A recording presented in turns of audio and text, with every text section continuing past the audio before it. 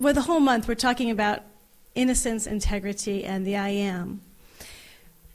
What I recognized as I was being with the talk was that I was just going to launch right into it, and there is an assumption that I forget that I have, which is that everyone knows what we teach in New Thought, so I was just going to jump right into it.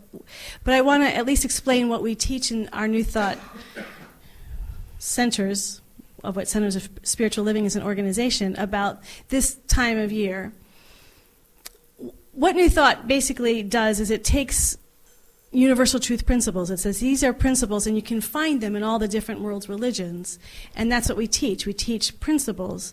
And so when we get into this holiday season, we look at these different world's religions and we say, what are these principles that we can find and discover and use? So in terms of, and I'm just going to, we have light. We have Hanukkah, Festival of Lights. We have the 8 days of light. We have solstice, the light in the midst of the darkness, which is why Christmas was put at this time of year, because of the solstice.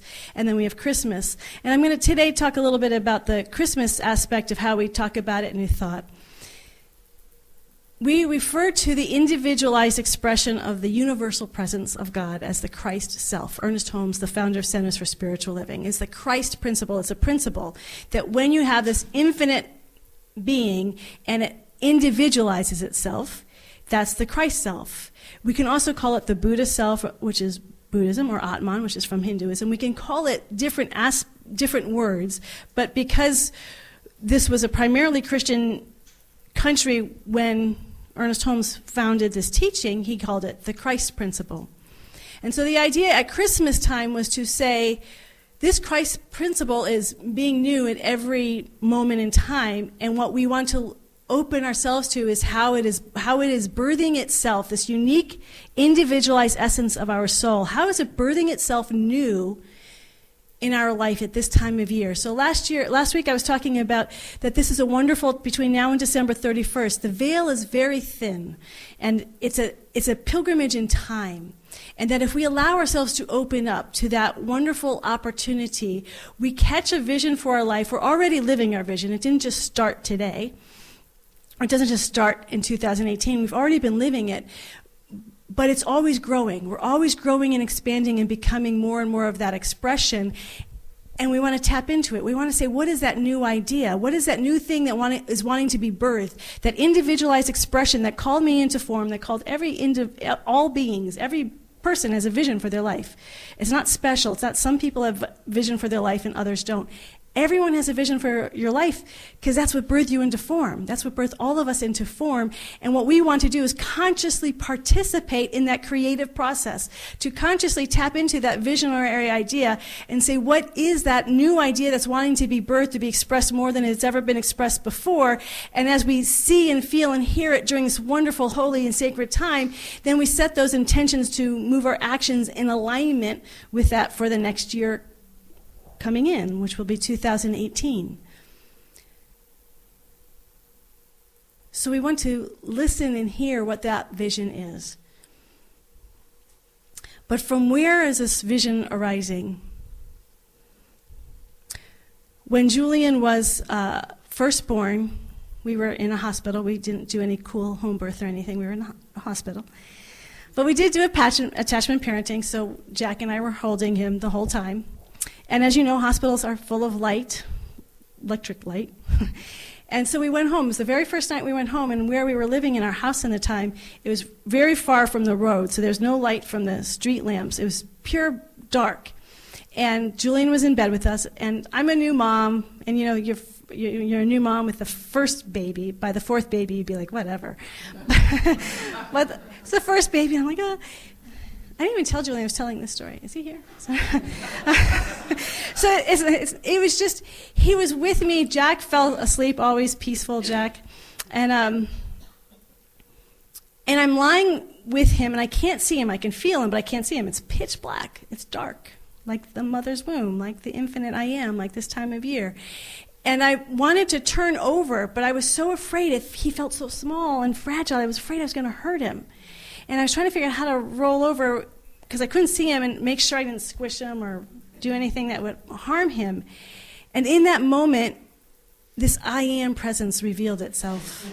I don't know how. It was just suddenly there and it was calling its name forth. It was saying it was the I am. And what was interesting about it, and this is the paradoxical presence of this I am presence, is it's everything. The I am is the source of everyone in this room, of all life, of all creation, and it is individualized. And it was very clearly telling me that was its true name as Julian. Julian was an added-on name. That's the secondary name. Its true essence is the I am, and I could never hurt, harm, or endanger the I am. And then I could relax, and I flipped him then. It became a game. No. But this I am presence is the source of all of who and what we are. And everything else is temporary. My first sort of out-of-body experience, I was going into 10th grade, I was reading Little Women, and I was very identified with the character of Beth. And I had forgotten, I'd read the book before, but I had forgotten she dies in the book. And I had gotten so identified with her that when she died, I just started sobbing, because I felt like it was me that was dying. Actually, it's the first time I ever cried reading a book. And I got disoriented. I didn't know who I was. And then I just saw the name Harriet floating around, and I'm just looking at it. I'm like, it had no meaning to me. Then the next thing I knew, I was up on the ceiling, and I was looking down at my body. And I say my body, I was just looking at a body and just staring at it, wondering what it was. And then the name Harriet floated over the body. And this awareness came, oh, this is who I am this time. And then I was right back in the body again. These personalities that we have, these human forms that we have, it's all temporary. When Shakespeare said we're all actors on a stage, we're all playing a role, there's incredibly deep and profound truth to that. That these are moments in time, but underneath it is this I am that is ever present, that is unchanging, that was never birthed and will never die and can never be hurt, harmed, or in danger. And that is all of our true identity. Not just in the abstract universal, it is true in the abstract, but also specifically and intimately us. That this I am is us. When we feel in that I am, we actually feel more ourselves than at any other time. There are people I've talked to who just said they suddenly realize they're the I am, and they feel more themselves, more their unique self. Everything is true about them when we tap into that I am. So as we're going through the season and asking about this idea for our life, we're tapping into this great womb, this divine feminine, this dark energy that it seems dark and yet it's very clear as day. The I am presence. We're tapping into that absolute nature of who we are, and we're asking, what is the vision for this particular life form, this particular role, that it is divinely ordained to be in existence here and now, that each and every one of our presences on this planet is divinely ordained. It's interesting because in ministry at one point you have an ordination, and I remember being at a minister's ordination and I thought, man, everyone should have one of these. Because we're all ordained to be here. We all have an ordained calling. It's not some special people. Everybody is ordained by pure spirit to be a presence on this planet, and our lives are sacred. And we can trust this I am presence. So we tap into this I am and we feel into it and we make it important. And that's this beautiful time of season, this time of year. And that's why we come here, is to remind ourselves amongst everything else, among all the gift giving and the celebrations, which is a blast, and we're going to have a great time on Saturday the 16th. But to really remember the greatest gift is to honor our own Christ call, our own Christ awakening, our own Atman Buddha awakening, to become this sacred soul that we came here to be the sacred story on this planet at this time and in this space. It's important, and it's the greatest gift we can give to ourselves. And when we tap into that idea, we also tap into our innocence. We get birthed in with this beautiful idea, and then as we all know, as we live life, we get all these experiences that happen to us. And then we have our interpretations of the experiences, and we get layers and layers put upon us. And sometimes we lose a little bit of that innocence. And I was thinking about, it's interesting because we think of children as innocent, and then elders have a lot of wisdom. And the reason why we think of elders, why that goes together, is elders, because they've had a lot of experience. Once you get to a certain level, you could say, well, I've experienced that, and there's a lot of wisdom that's gained from it. And that's absolutely valid and absolutely needed in our society. We need that wisdom based on experience. But we also have to recognize, even in the midst of all that wisdom, we are all still, in relation to the infinite nature of the universe, children. That we are both. We are paradoxically, as we're growing as adults, we are growing and maturing in our understanding and our development, but there's always that part of us that doesn't know. And that's what I love about this time of season, is we get to return to that wonderful innocence and say, I don't know. I'm open to see and feel a new way of being that I've never been before, and of myself, I can't know it. One of the ways we can do that is a process that in New Thought they call the denial, and I'm going to use this in alignment with that integrity. We're doing those three words all month: innocence, integrity, and I am. One of the things that we do as a process of stepping into who we are is first saying who are we are not. And so it's an opportunity at the end of the year is to look back at this past year and say, when have I not been in alignment with what I know? We already have a bunch of information about who we are. When have I been out of alignment with who I am? And this takes incredible preciousness, because we could just use it to beat ourselves up. We could use it to blame or hurt or punish ourselves, and that is not the purpose. When I'm out of integrity with myself, it's not about I've hurt someone else. I might have hurt someone else, but mostly I have hurt myself. I really resonated when I read in Yogananda years ago that no sin would ever be created if we weren't ignorant. If we were enlightened, we would always do what was highest for ourselves and everybody else, because it brings the greatest amount of joy. And we're wired to want more joy, more harmony, more beauty, more love, more grace, more abundance, more peace. That's what we want. So if we really knew making those choices to be in integrity would bring us that greater joy, we would make those decisions all the time. So the reason why we go off our path is because we didn't know. Or we thought that maybe going off our path would bring us those things. But it's not done to hurt ourselves or other people. So as you're reviewing the year and saying, where did I go off? Forgive yourself immediately.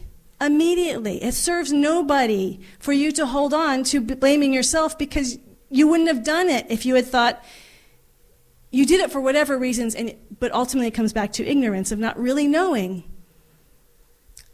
that the choice that you were going to make was not going to bring you into greater alignment with yourself. Forgive, forgive, forgive. Allow yourself to forgive, because we can't move ourselves into integrity if we're still beating ourselves up. If we get stuck on the part of, I should have done this, I can't believe I did that, we can never move it back into alignment, because we're so stuck on this part of beating ourselves up. And that's hurting ourselves and everybody else as well, too. So forgive. Let it go. That creates space. That's why we do it in New Thought. The reason why they add denial is because then it creates space. And the moment we create space, what is true can happen then. It can show up. Being in alignment with our soul. And I also want to say this about being in alignment with our soul and having integrity. It's key to know who we are, because someone like Jesus was constantly breaking the laws externally. He broke the Sabbath law. He talked about the Gentiles. He embraced women who had been with multiple men. I mean, he was constantly going against what society might have said, that's out of integrity, but he was in integrity with this I am presence within him.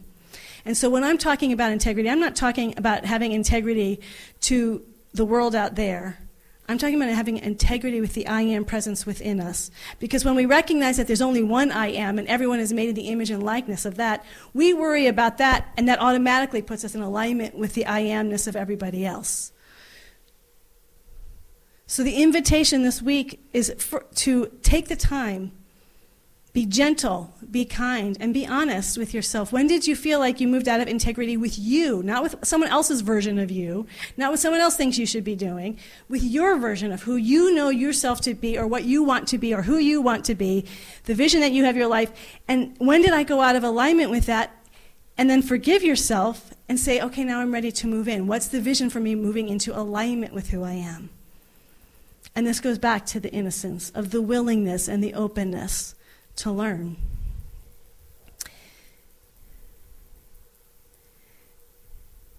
It was great. I was talking to Emily on Friday, and we started talking about Rudolf Steiner, who I know some of you know from the Waldorf schools. And his view is that the spiritual journey in children and in the childlike essence of ourselves is nurtured by wonder and by awe. That's why I love that song, the wonder and awe of the song and the season. And we have to ask ourselves, as we gain all this experience as adults, do we lose our wonder and awe? Do we have a feeling like been there, done there, read that book, took that workshop, had that class, done this meditation a million times, said this prayer a million times? Do we get into that sense of I've been there, done that? And do we also, which might be true, I'm not saying that isn't true, we don't want to deny that, but is there a place for innocence, for not knowing, for being available? One of the things that I've noticed when I've talked with people, and I ask them, do you talk to this divine, infinite love intelligence of the universe? And I've been sort of surprised that so few people say yes. Usually it's, well, I feel it, I recognize it's there, I can feel it moving through me, or I'm aware. It's more of a third-person relationship, and maybe I'll move into the I am of it, but the actual conversations don't seem to be very prevalent. And so I want to open that up in terms of innocence. If you're a child, you're in wonder, and you ask questions, and you're open to new ways of seeing, and that brings the awe and the wonder.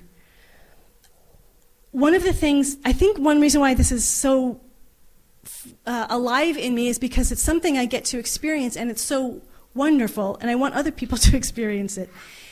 One of the ways I get to experience all the time is when I journal. Now, I journal to the I am, and that often comes in the form of a teacher. Often it's Jesus, but sometimes, a lot of times I have my 3 chairs at the table, Jesus, Yogananda, and Shizuru Suzuki, and we have our wisdom council every day. But sometimes I write to the infinite I am as Harriet, or sometimes I write to my grandmother showed up one time, or whoever shows up. Reverend Nirvana was with me so strongly this morning. If I was journaling, I would just started writing to him because they're so present. These different I am presences show up. Now, it's interesting to me, and it just happened just a few days ago. I was talking about something at the beginning of the journaling, just wondering something. It wasn't real strong. It was just wondering. And then the divine I am, at this particular time, it was Jesus, started asking me questions. And then we get into this dialogue. And this is the important part. This is the part I really want people to get. It's a dialogue. So he asks me questions. I respond. He actually makes comments about my responses and then asks me more questions. So every conversation is a journey, and I have no idea where it's going. So I'm just responding to what he's saying. He's responding to what I'm saying, asking me questions, and it just keeps getting deeper and deeper. And I can't tell you how many times it happens. I get to the end, and it's just happened. That's why, and I realize I've gotten the exact answer to what I was initially started the journal, which I had completely forgotten about, and I got the exact answer through this whole journey. And what's finally dawned on me, what finally I realized, the reason why I was asked all those questions, this is the engagement part. This is why I think it's so important, which is why I keep bringing it back. I think sometimes the way we talk about spirit is, I hear questions like, does spirit get involved in the world, in form? Is it engaged in form? Does spirit answer prayers? Even the way these questions are framed is like a yes or no answer. Yes, spirit answers. No, spirit isn't engaged. Sometimes spirit does answer, but it gives you a different answer than you think, and blah, blah, blah. It's very simple. My experience of spirit is it's not like you're going into a computer, you're asking a question and getting an answer. It's an engagement. It transforms me in the dialogue. So if I had asked spirit at the beginning about my question, and it gave me the answer, because I was going to say, I could give an example from my journal, so it's not abstract. But then you would have the same experience I would have had. Here's the question, here's the answer, and I was going, oh yeah, okay, big deal. And it wouldn't have entered me, because the reason why I'm asking the question is because I'm not in the frame of mind to understand the answer. If I had known the answer, I would have known it. So what the question process, what this journey does, is it's changing my interior world, it's making me see things over and over with all these different, he comes at me in every different way. So by the time I get to the answer, I'm like, Oh, I get it. Because I went on this whole journey. If it's not a slot machine. You just don't get like, here's your answer. Here's my question, here's my answer. This is an engagement, and it's happening all of the time. Spirit is listening in on every thought you've ever had. And so I'm talking about it in terms of journaling because that's a structured process, but I can be sitting there talking to myself about a question, and suddenly I'll get an answer from Spirit, and I wasn't asking Spirit. It just imposed itself on my conversation. Thank you very much. It's kind of rude. But what that tells me, it's not, to me, is Spirit engaged in life 100,000%. It is in every conversation, it is in every minutia thought that we've ever had and ever will have that you're having in this very minute. It is listening intently and clearly. It's not foggy. It's not in doubt. It knows that it knows who you are in every single thought that we're having. Our challenge is that we don't engage back, or we want a simple yes or no answer back. When you're teaching in school, they've already taught, they've learned that when you're teaching children, just asking them to memorize doesn't teach them how to think, doesn't have the interior revelation. So the way you want a child to learn how to think is by asking them the questions. Well, what do you think about that? Do you think that's going to take you in that direction, or how is it? We just continue to ask them so the answers start coming from them.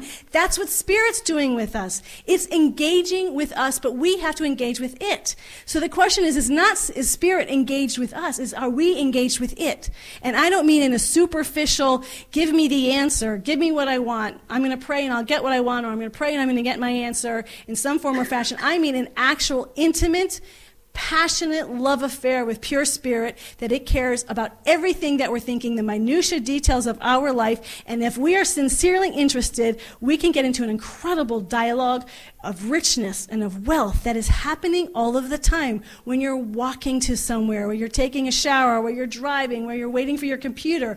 Every time is an opportunity to allow Spirit to engage you, and it may not be engaging you by giving you answers, but by asking you questions. And then it'll take you, well, what do you think about this? But you have to be listening. It has to know that you're available. I think one reason why it does impose itself in my conversations is because it knows I'm available. Are you available? Are you that innocence? And that's what I love about all the mystics. When I read these mystics, there's just an innocence in every one of them. Shunryu Suzuki, as you all know, I love. He's just so innocent and open and humble, constantly available. And yet he had absolute mastery. He was a Zen master. He knew his tradition and lived his tradition. So there was an authority, but then there was the innocence. Yogananda was the same way. He taught, in fact, he was very authoritarian, and he taught the way he is teaching is very, you need to do this, you have to meditate, you have to meditate, you have to meditate. He's like, that's his thing. And I do meditate, and I am enlightened. He was never, Shunryu Suzuki saying, maybe I'm enlightened, maybe I'm not. He never was attached to people thinking whether he was enlightened. Where Yogananda is very clear, I'm enlightened, I'm living in God all of the time. I have this, I'm telling you, it's great, you should have it too. So he's speaking from this, I'm already there, I'm already enlightened, and be like me, and yet, the moment he's around any teacher, he immediately took the student posture and would go into, well, tell me, how do you feel about Spirit in this way? And I thought, and if you read Autobiography of a Yogi, he's just going from one teacher to another. And even after he's come here and he does all his teaching, then he goes and he meets, this is a saint, and he's asking her about what she's doing. And he meets Ramana Maharshi. Tell me what you think about suffering, and how do you understand suffering? And to me, that's just so beautiful, because in the eyes of the infinite, we are all children. None of us have the answer. No one individual has the answer. So as we get to this time of year and we talk about baby Jesus and the innocence and the children over there, let's remember that we're those children. We are innocent. We are innocent about the vision for our life. We know our vision up until now. But none of us know of ourselves, based on past history, what Spirit intends for us in the future, unless we ask. Unless we just be in this wonderful, open-hearted engagement with what is God's vision for its life as me. What does it want to tell me? And that's a big, universal question, but you may have your very specific questions that's specific to your journey and to your life. There's nothing, to me, more beautiful than being in this wonderful, open engagement with the divine source of all of us. And that we are in this wonderful, it's speaking and loving us beyond our wildest imagination if we let ourselves be like children and let it in. Little children, let it in. They're so open. They're so available. We make fun of them. They're always asking questions. Why this? Why that? How many questions are we asking? Do we already know all the answers so we don't ask questions anymore? That's the beauty of this season, to remind ourselves that it's not just about Jesus, the Christ, when he lived 2,000 years ago. It's about that Christ innocence within us, and let us embrace that in the I am of our nature to move us into, and ultimately it moves us into integrity with our Christ nature.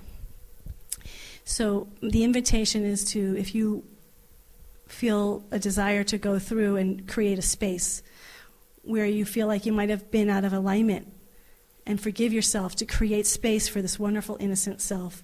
But most importantly, connect with the I am of you that's never been hurt, harmed, or in danger, that has never done anything wrong, has never made a mistake. It is something we are absolutely safe in. We can trust it with our whole being and surrender into it and say, what is that perfect idea that birthed me into life however many years ago, and it's birthing me today. It's birthing me in this season in a new way that I've never seen before. And I trust it. I trust that vision with all my heart, body, mind, and soul. I trust it. I open to it, and I'm in love and give myself to it. You willing to do that? Try it, to be engaged every single day. Right now, it's engaged with you. Are you listening? Even as you're listening to me, are you listening to that wonderful presence? It hears every thought that you've had since we've begun. It's listening to you. Are you listening to it? Are you engaged with this wonderful interior world that is so dynamic, and so rich? And that's what I love about this time of year. It's so rich, so much to be discovered. So we're going to go into prayer now. I'd like to invite our practitioners and our spiritual leaders to please stand and join me. They've done so much spiritual work. We're meeting today.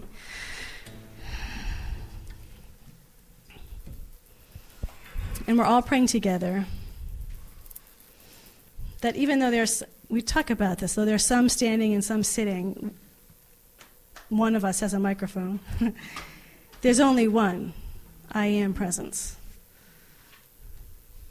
Let's not get into the illusion that there's other. There's nothing other. There's only one I am. And so we're entering into prayer as this I am, and claiming this I am as the source of our life.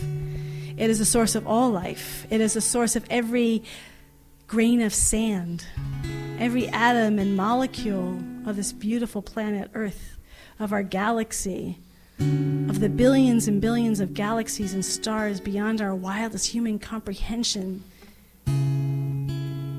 A vastness that goes on and on and on and on and on. Not just in space, but in time. To the point where time and space aren't even the way we understand it here on this planet. It's multidimensional, and it bends and it curves. This I am is all of that.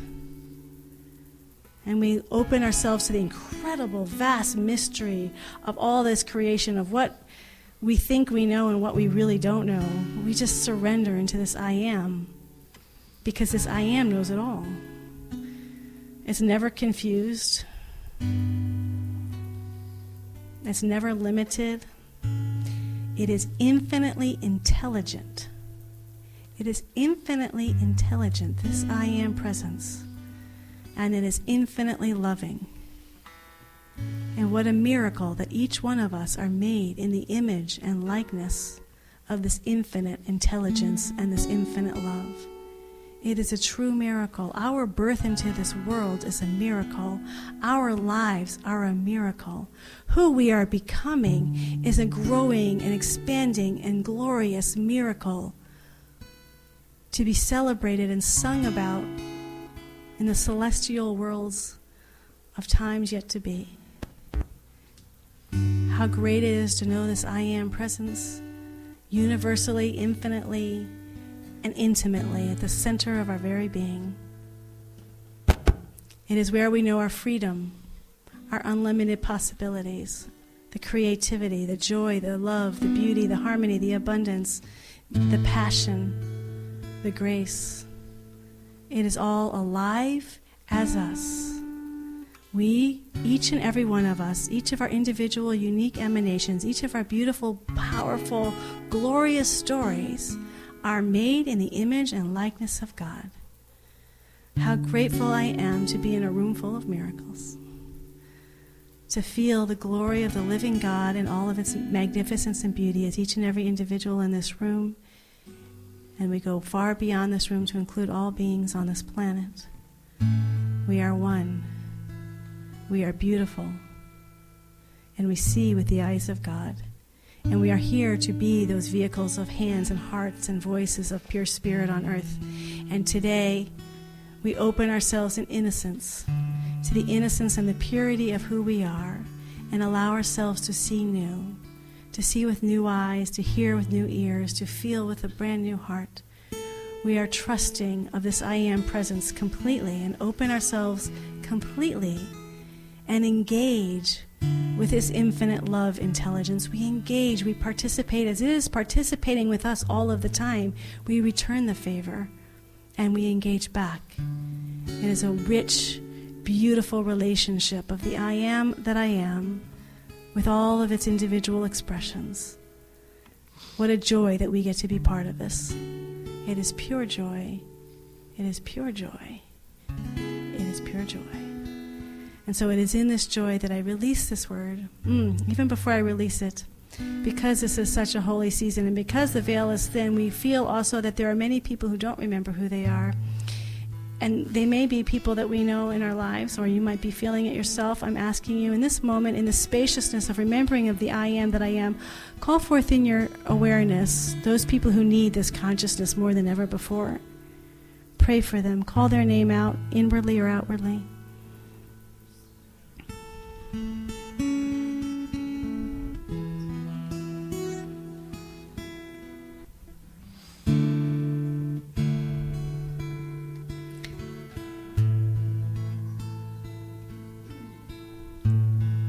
Thank you, God. Thank you, God. Thank you, God, for remembering to remember who you are as all these beautiful individual names who've been called out, as all these beautiful individuals in this room, for all life. In deep abiding gratitude, we just let this word be now, knowing it is already done. We release it, we let it be, and we say together, and so it is. Amen. So it is. So it is, and so it is. Amen.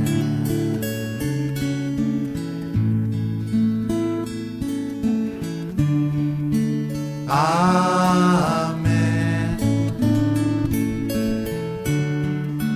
Amen.